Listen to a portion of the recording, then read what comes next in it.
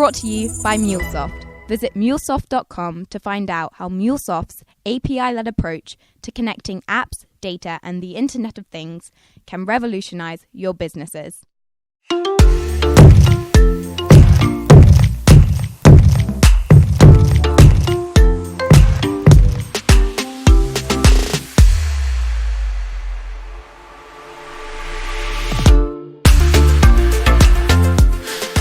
I'm David Berlind, Editor-in-Chief of Programmable Web, and this is a special sponsored version of the Developers Rock podcast. Welcome. Today we have Travis Spencer. He is the CEO of Sweden-based Curity.io. Travis, welcome to the show. Thanks, David. Great to be with you. Yeah, it's great to have you here. We don't get a lot of startups or technology companies coming to us from Sweden. You guys are in Stockholm, right? That's correct. Yeah, I haven't even been to Stockholm, so hopefully one of these days I'll get over there and we can meet in person, but it's great to be able to film this interview remotely the way we're doing it right now. So thanks for joining me today. So I want to start off first by asking you what it is that Curity does. We are a software company that provides an OAuth and an OpenID Connect server to help our customers secure their data. Okay, and there's a lot of companies out there doing that. Either they're doing it as their only purpose in life, and in many cases, companies are doing it as a form of a feature built into an existing solution, for example, an existing API management solution. So, why is it there was room for another entry into the market like Curity? What is it that differentiates Curity from those other solutions? Sure, that's a great question. So there definitely are a lot of people working in API management space, and we kind of see ourselves as the fitting into the kind of overlap or the union of API management and identity management. So really focused on figuring out who the user is, which requires pretty advanced and getting more and more advanced authentication, and then issuing a token. And a token that represents that user and that login. And it could be an interactive user, a human user like you and I, but it could also be a computer system.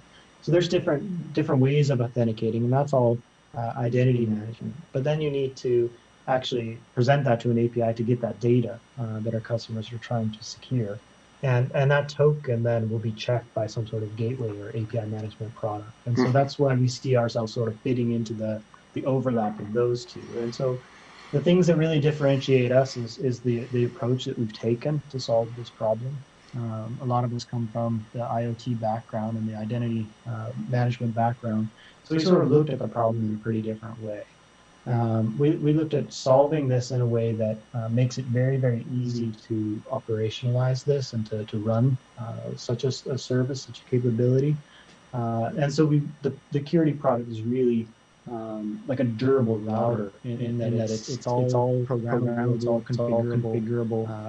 It goes in and just like a base station or some sort of telecom piece of gear, and it just works. It just does its thing. So to do that, the system has to be highly, highly robust. You can't go and touch it to reconfigure it. You need to be able to have remote updates. It needs to be up all the time. So really focusing on that high uptime, but also some of the key differentiators is it needs to be very technically complete. OAuth and OpenID are very, very broad standards. And so we need to be able to support all of those different standards, not just the sort of introductory or basic parts of it. So the implication, if you don't mind me saying this, is that some of the other solutions on the market are not as nearly as robust, or maybe don't understand the standards as well. You've sort of described a little bit, you've touched on the workflow, what happens when somebody, let's say, is using a mobile application, and that mobile application has to authenticate against an API and get access to certain data. So we have components of OAuth working there, right? OAuth is technically it's the part that relies on the token to make this negotiation. There's OpenID, which I think is more connected to the part where, who is this user and what data do they have access to? Is that right? Yeah. So you're nodding your head. Yes, Yeah. And so those that workflow is fairly well known. But what specifically, you say things, this has to be really robust, like drop it in like a router, you don't touch it, and it's, I'll paraphrase you, kind of bulletproof. Is the implication that some of the other products on the market that do this, or where it's a feature built into something else, is not nearly as robust or not scalable? What is it? What's the big, what's your feeling about that? I don't want to make a judgment call so much on our competition, but I will talk about what it is that we do. And that is, Mm-hmm.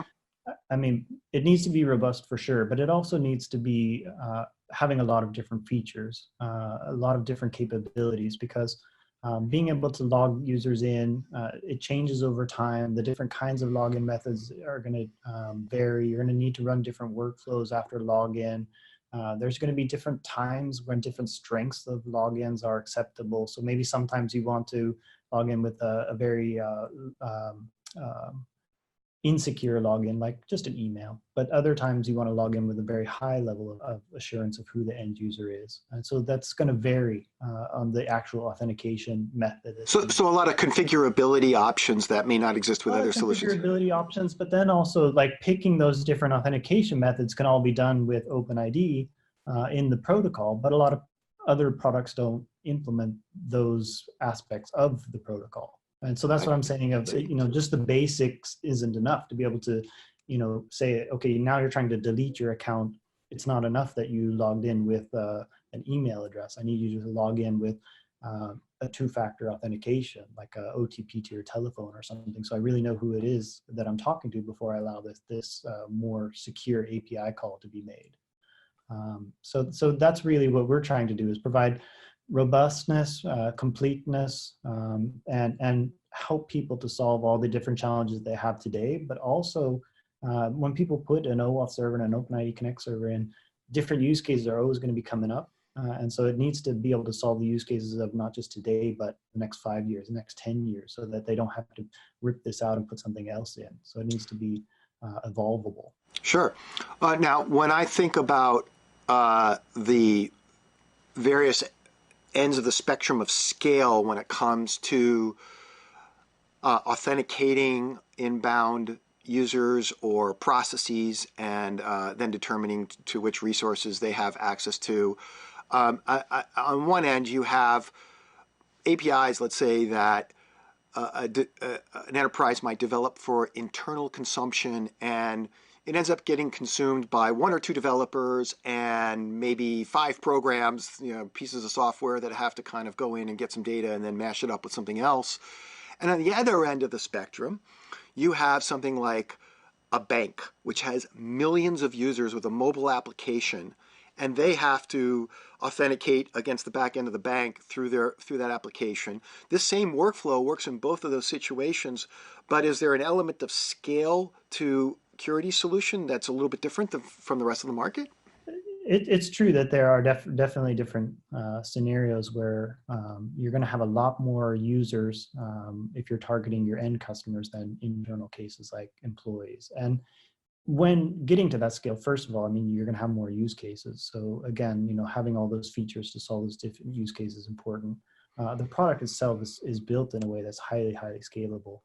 So it can obtain high levels of throughput and concurrency to support loads that you would expect from end customers rather than smaller loads to internal use cases. Other things that are helpful in Curity to do that is like the way that you can operationalize it, right? If you're going to be targeting end customers, you're going to probably have deployments that are very large scale and multi-site. So how do you deploy something here in Stockholm, Sweden, and there in San Francisco to target those two different markets and actually manage the configuration across them and be able to make configuration changes and deploy those in near real time. So that sort of thing is quite easy to do for telecoms and with routers, and that's the sort of approach we took, is that this is an identity infrastructure, so it should be able to scale globally and be able to be managed and monitored in that sort of level. Okay, so scale seems like to be one of your areas of specialty.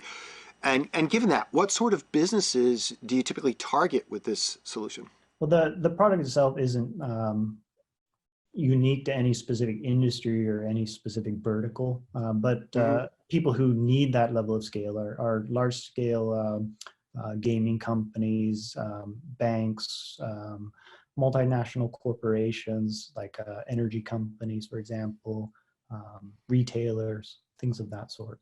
But really, because OpenID Connect is about, as you said, figuring out who someone is and logging them in and then integrating that into an application, that could also be a technology company that's providing a mobile app and an API. So it definitely varies. And who isn't a technology company today? When we think about it, Exactly. that's sort of the mantra of digital transformation is that pretty much every company that was in the analog world in a previous life has to start thinking of itself as a technology company. So this would have applications there.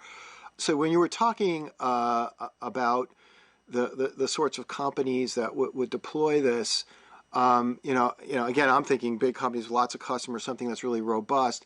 Can you talk about how it is that you achieve that scale?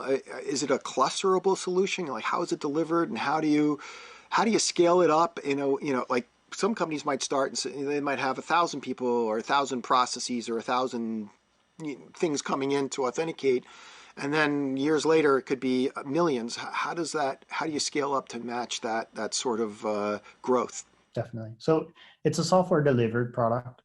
So what I mean by that is we give software to our customers, we license the software to them, and they deploy it. And they can deploy it on computers under their desk, or they can deploy it in large scale cloud infrastructures. So part of the way of achieving that scale is to have that kind of infrastructure that is elastically scalable and can be run in multiple sites. So a lot of that starts with the architecture of being able to cluster, like you're saying, and to not have to have a bunch of state that is synchronized across that cluster. So every node within a cluster is independent of all others, and that helps them to achieve higher load. Also, the clusters that are each node themselves, they're written in a lock-free way. So what I mean by that is every request thread that is handling requests doesn't need any data from any other request.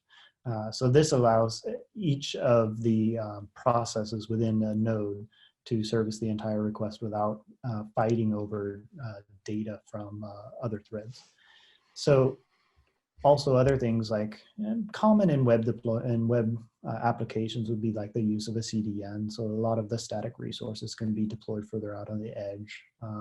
And then also being able to split up a cluster so that maybe this cluster over here in Stockholm not only is targeting the Stockholm market, but maybe that's only servicing endpoints that do authentication using Swedish Bank ID, whereas there in San Francisco is using username and password and OTPs that are sent over a telephone. So that separate configuration, different login methods, that also helps with being able to achieve that greater scale and to be able to manage that configuration from a single place. So there's different things like that. So again, that speaks to the level of configurability and customizability given whatever the circumstances are. A lot of organizations do, though, have existing API management solutions in place. So because those API management solutions, as you can imagine, do way more than just handle this piece of the puzzle. So in those situations, is the expectation that they will deactivate this part of the API management solution and plug in yours? Does your solution work with those other solutions? How does that go?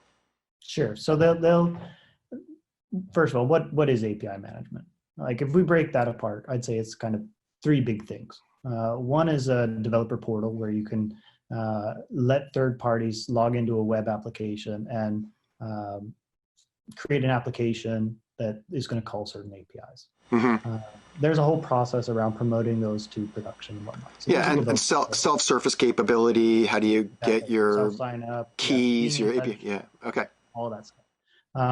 And then the other part is the API gateway. So like once you actually get an application and you get a token, you're going to call the API and we're going to check that you're authorized to call these APIs, both the client and the end user.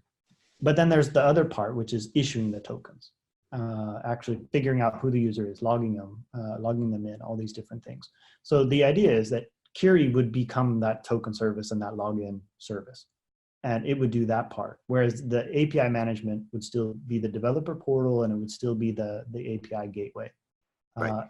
And so the reason that you might want to deactivate those functions of your API management system is because Curity's token service, its OAuth and OpenID Connect implementation, is far more sophisticated than the ones in the gateway product in the API management system. And it is more sophisticated because that's all we're doing. That's our entire business. We're not doing it. We don't provide a gateway. We work with everyone else's gateway. We don't provide a developer portal. We work with everyone else's developer portal. So in that way, our token service is very, very sophisticated compared to those who are doing a lot more or trying to do a lot more in that. And the other thing is, it's very easy to validate a token. Like a gateway has a pretty simple job, relatively speaking. It's just like I get a token in and I'm going to validate it by either calling the one who issued the token, or I'm going to perform some digital signature check, maybe do some decryption. All pretty fast, all pretty straightforward. Whereas the process of issuing a token, the prerequisite is I have to log the user in and figure out who I'm issuing the token to. And both of those are orders of magnitude more complicated.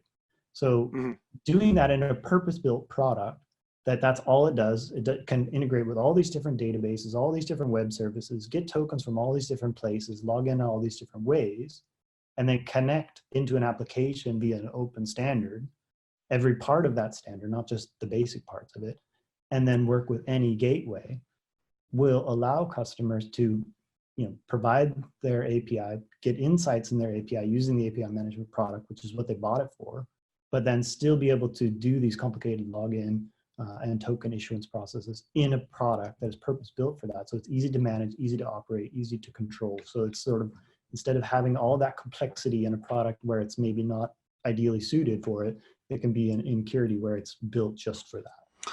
Right. So, and another thing I was just thinking about as you're talking through that is a lot of organizations, a lot of enterprises, big enterprises, typically will have multiple solutions for the same problem. What I mean by that is it's not uncommon for some big enterprise to have one API management solution over here and another one over there. And so it sort of dawned on me as you were talking through this that because you are sort of independent of those solutions, this actually allows the organization to instead of relying on the functionality within those two separate API management solutions and kind of dividing and conquering between all the users and everything, you have one solution that handles this problem. It plugs into both of those, and then therefore you're centralizing this component of your API strategy, which technically speaking is pretty important because this is the security component, and if there's anything that has to be kind of rock solid and there should be a standard across the entire enterprise, it's got to be the security. Would you agree with that? Definitely. It's the old Unix philosophy of do one thing and do it really well. And so instead of trying to do too much and doing it really bad, all we're trying to do is log users in and issue tokens. And then leave the gateways to do their job, which they do a brilliant job of validating the token, which is also very important for security, right? I mean, if we do all this great login and double factor, triple factor, all this stuff, but then the token's not validated, it's for nothing. So the gateway plays a role in that.